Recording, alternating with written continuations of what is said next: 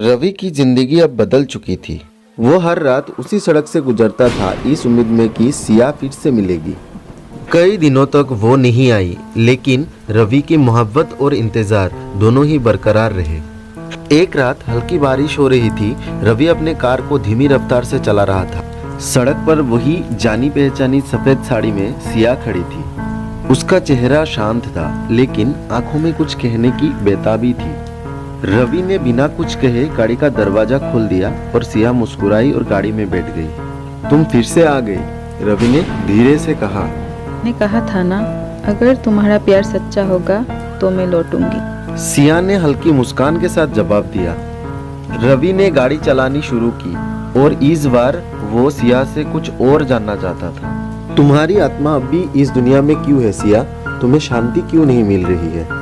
सिया ने गहरी सांस ली और बोली, क्योंकि मेरी अधूरी कहानी अभी भी इस रास्ते पर कैद है। मैं जिस दिन मरी थी वो सिर्फ एक हादसा नहीं था, किसी ने मेरी हत्या की थी। रवि का दिल जोर से धड़कने लगा। क्या हत्या?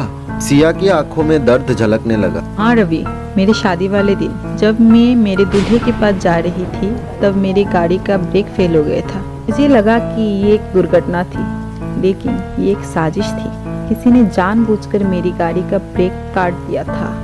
रवि स्तब्ध रह गया था। क्या तुम जानती हो वो कौन था?